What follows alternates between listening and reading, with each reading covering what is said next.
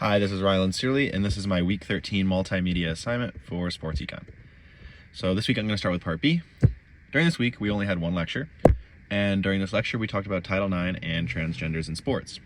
The pressing question is whether male to female transitions should be allowed to participate in female athletics. Rizzo came to the conclusion that there is not a correct answer to this question. However, some aspects are clear. People who are born male have a genetic advantage over someone who is genetically born female. This is even after any hormone therapy. I would argue that male to female transitions in almost all aspects should not be permitted to compete in women athletics. The reason for this is that they have an unfair advantage that is out of control of the naturally born females. Rizzo then asked if a transgender female would be allowed to take his position as a professor. Does that upset us? This is a different game because the genetics are not pushing for an unfair advantage that is out of Rizzo's control.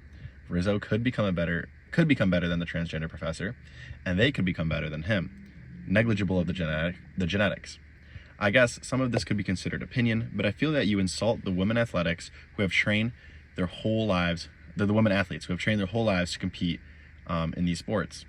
And when, for example, last week when a transgender from RIT comes in, sets school records, and destroys by quite a massive margin all of the other athletes that are females as well in the track and field events, it may not necessarily be fair. Even though I did not voice these ideas, I feel that my opinion is shared among many of my classmates. And for Part A, the reason I go later with this is because it connects directly to Part B, is I used the paper Transgender Women in Sports by Andrea Bianchi, and she draws a conclusion that transgender women should be permitted to compete in female athletics.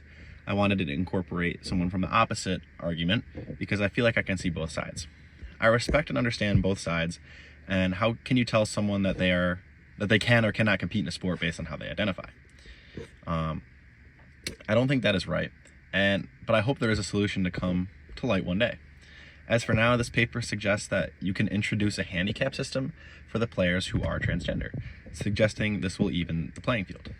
But my problem with this argument in the literature is how do you accurately measure the appropriate handicap?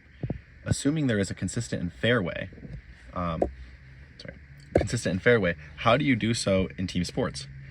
I think for track, it's easier to imagine by having them start farther back or letting the other athletes, maybe having a second starting timer for the transgender athlete. But when you move to a team sport such as hockey, I think it becomes more difficult to measure. How do you measure the fairness? Does the transgender athlete goal only count for half a goal so you can have a team win by 3.5 to 3? Or are they forced to use less than an ideal stick height and flex? Maybe you handicap them based on their equipment. Or do they have to pass the puck before they could shoot? Do they have to get the puck hot?